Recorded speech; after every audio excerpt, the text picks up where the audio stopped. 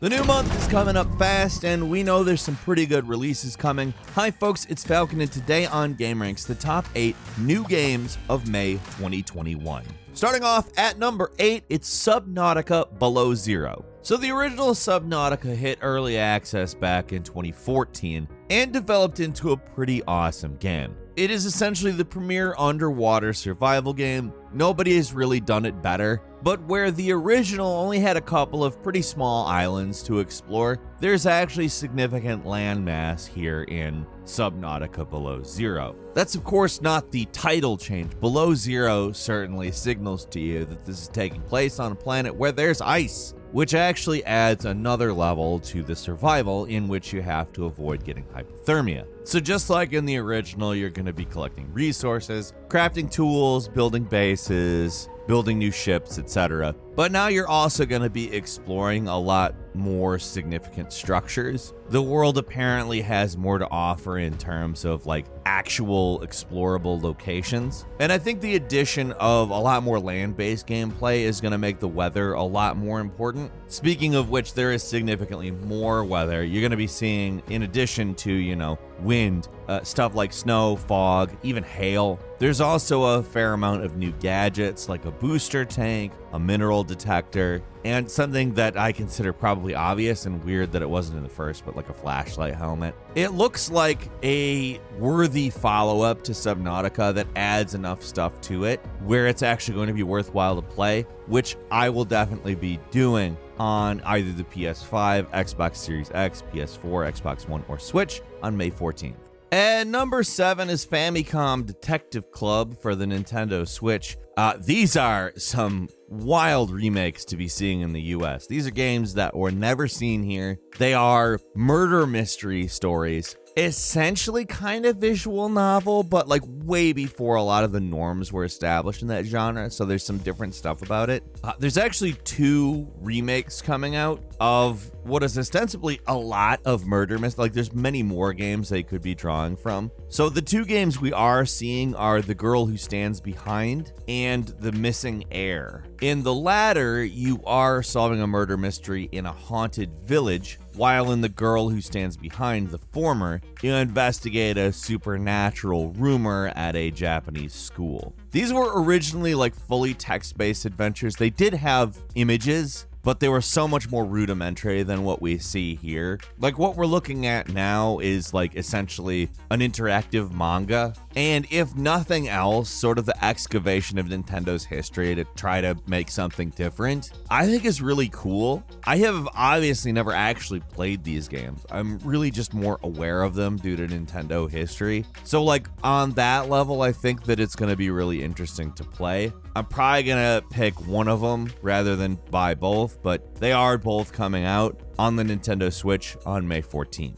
And number 6 is Hood, Outlaws, and Legends, which is a stealth PvPvE heist game, which gonna go ahead and say just like that description alone makes me interested in it, but it's also got a really cool aesthetic. Like it reminds me a lot of Hellblade's Senua's Sacrifice and kind of the way it looks. However, it's obviously a completely different type of game. Essentially, the way it works, there's 2 teams of 4 players. Each of these teams is attempting to execute a heist, which may be, stealing an item or fulfilling some kind of criteria like that. These 2 teams have to deal with like guards and obstacles and, other various environmental and artificial intelligence oriented challenges. It's obviously not just stealing, it's also getting away with it. And then once you take home your ill-gotten gains, you can invest it in perks, weapons, and cosmetic stuff. It is a game that you're going to have to purchase, but the content will be coming in seasons, and the initial price isn't too high. The entry fee is $30, the year 1 edition is $50, and the year 1 edition comes with all of the battle passes for the first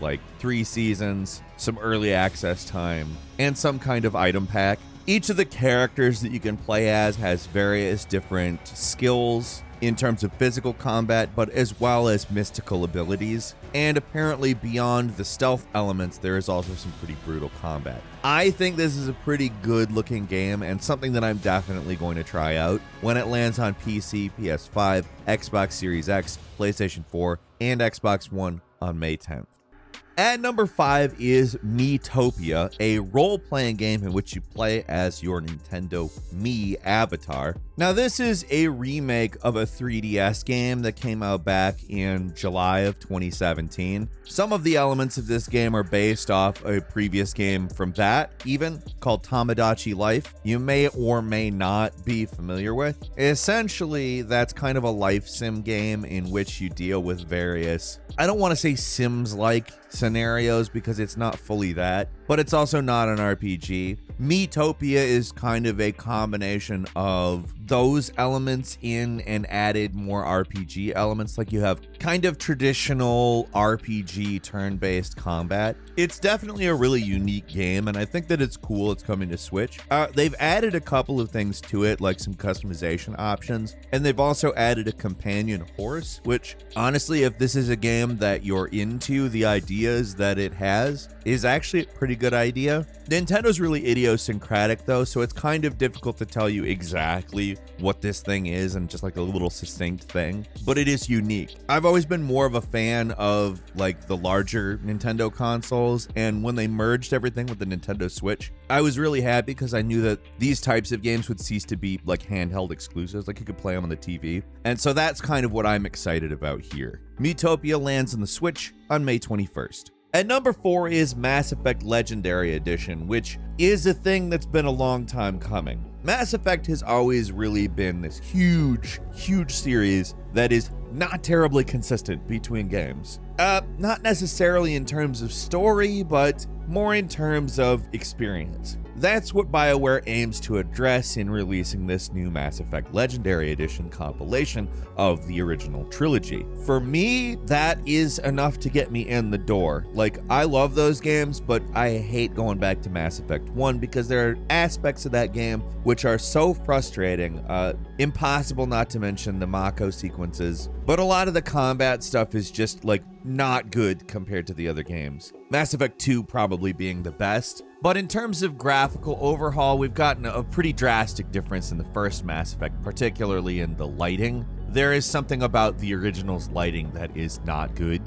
When you look at it today, you're like, ugh. Overhauled that. Character models significantly better. Like, for instance, the Mass Effect 3 FemShep is now the default FemShep, and everything just looks significantly better. Besides that, we see other quality of life improvements, like not restricting guns to classes and allowing you to control individual team members like you do in Mass Effect 2 and 3, rather than just your whole team. If you're interested, there's this huge post about things that they have done to make Mass Effect 1 consistent with Mass Effect 2 and 3. It would be impossible to detail all of it, even in like a half an hour. It is a really detailed, really cool post, honestly. If you're interested in these types of things beyond just the fact that it's Mass Effect, like those sort of details, check that out. But ultimately, the real thing is that Mass Effect Legendary Edition is coming to PC, PS4, and Xbox One, May 14th. At number 3 is Monster Harvest. All right, so what do you get when you combine Pokemon and Stardew Valley?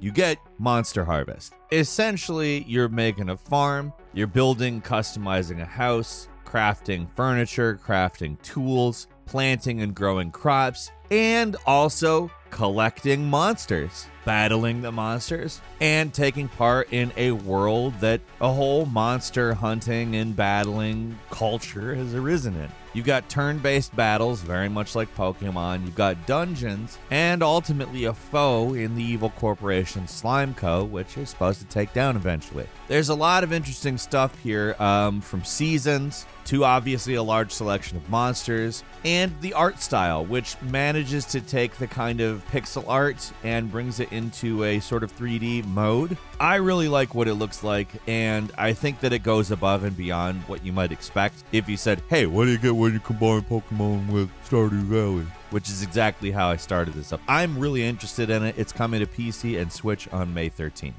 At number 2 is Biomutant, a game that we have been waiting on for a long time, and looks like it's finally going to land. A game that I think has a lot of potential to be a really cool game, because it's a big open world adventure action RPG where you build a biomutant in the character creator, and like all of the traits that you select, like if it's a heavy biomutant, if it's a light one, if you fly, etc., all affect the gameplay significantly, which I think is cool. But the game itself also has branching storylines where the world sort of gets poisoned by this oil that comes out of the ground and messes everything up. You're out attempting to save the Tree of Life, and all of your choices will change exactly how that plays out. I don't know to what level the story branches. We'll obviously see as we play it, but the gameplay we've seen, I think, looks really solid. It's one that I think has a lot of expectation because, again, it's been around for a long time. So I'm super interested in playing it. It's landing on PC, PS4, and Xbox One on May 25th.